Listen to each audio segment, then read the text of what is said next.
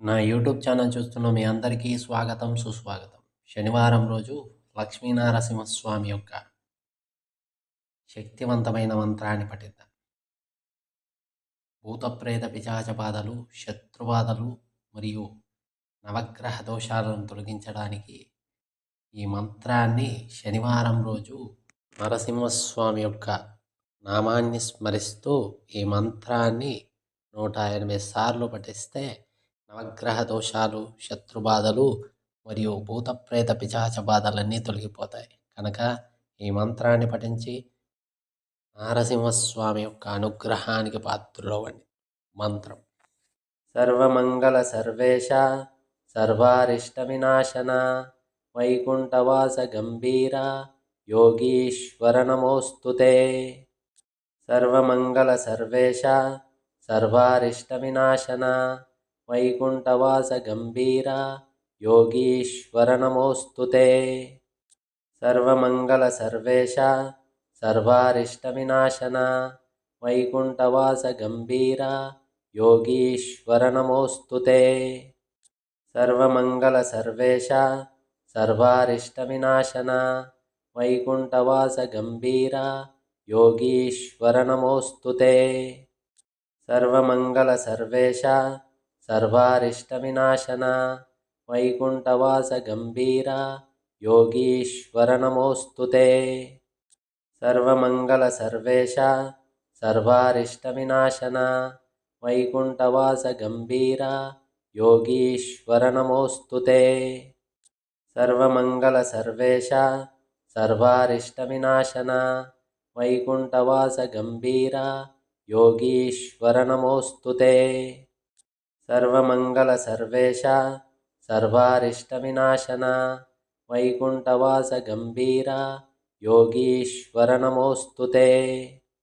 సర్వమంగళ సర్వేశ సర్వారిష్ట వినాశన వైకుంఠవాస గంభీర యోగీశ్వర నమోస్తుతే.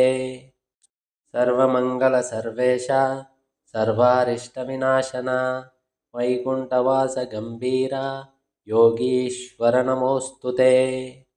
సర్వమంగళ సర్వేశ సర్వారిష్ట వినాశన వైకుంఠవాస గంభీర యోగీశ్వర నమోస్తుతే.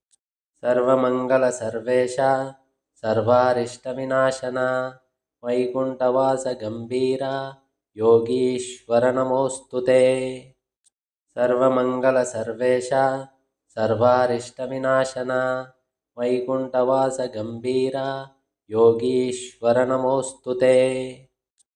సర్వమంగళ సర్వేశ సర్వారిష్ట వినాశన వైకుంఠవాస గంభీర యోగీశ్వర నమోస్తుతే.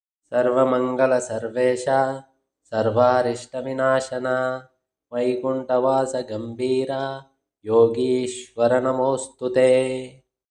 సర్వమంగళ సర్వేశ సర్వారిష్ట వినాశన వైకుంఠవాస గంభీర యోగీశ్వర నమోస్తుతే. సర్వమంగళ సర్వేశ సర్వారిష్ట వినాశన వైకుంఠవాస గంభీర యోగీశ్వర నమోస్తుతే. సర్వమంగళ సర్వేశ సర్వారిష్ట వినాశన వైకుంఠవాస గంభీర యోగీశ్వర నమోస్తుతే. సర్వమంగళ సర్వేశ సర్వారిష్ట వినాశన వైకుంఠవాస గంభీర యోగీశ్వర నమోస్తుతే.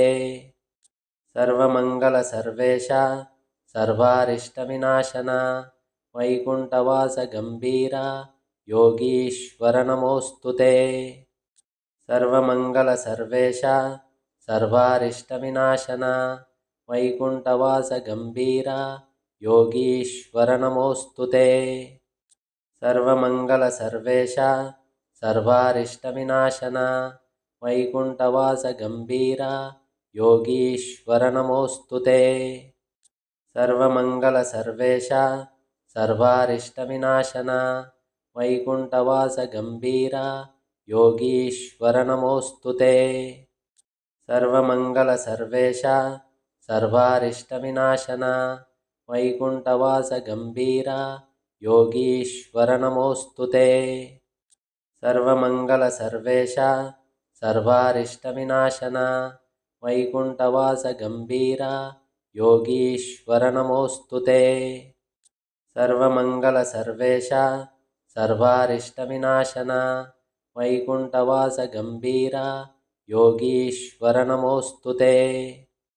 सर्वमंगल सर्वेश सर्वारिष्टविनाशन वैकुंठवास गंभीर योगीश्वर नमोऽस्तु ते।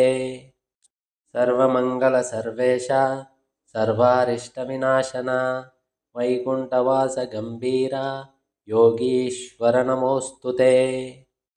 सर्वमंगल सर्वेश सर्वारिष्टविनाशन वैकुंठवास गंभीर योगीश्वर नमोऽस्तु ते। सर्वमंगल सर्वेश सर्वारिष्टविनाशन वैकुंठवास गंभीर योगीश्वर नमोऽस्तु ते। सर्वमंगल सर्वेश सर्वारिष्टविनाशन वैकुंठवास गंभीर योगीश्वर नमोऽस्तु ते। सर्वमंगल सर्वेश सर्वारिष्टविनाशन वैकुंठवास गंभीर योगीश्वर नमोऽस्तु ते। सर्वमंगल सर्वेश सर्वारिष्टविनाशन वैकुंठवास गंभीर योगीश्वर नमोऽस्तु ते। सर्वमंगल सर्वेश सर्वारिष्टविनाशन वैकुंठवास गंभीर योगीश्वर नमोऽस्तु ते। सर्वमंगल सर्वेश सर्वारिष्टविनाशन वैकुंठवास गंभीर योगीश्वर नमोऽस्तु ते। सर्वमंगल सर्वेश सर्वारिष्टविनाशन वैकुंठवास गंभीर योगीश्वर नमोऽस्तु ते। सर्वमंगल सर्वेश सर्वारिष्टविनाशन वैकुंठवास गंभीर योगीश्वर नमोऽस्तु ते।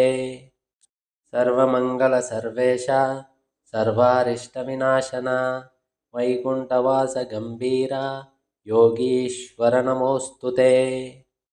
सर्वमंगल सर्वेश सर्वारिष्टविनाशन वैकुंठवास गंभीर योगीश्वर नमोऽस्तु ते। सर्वमंगल सर्वेश सर्वारिष्टविनाशन वैकुंठवास गंभीर योगीश्वर नमोऽस्तु ते।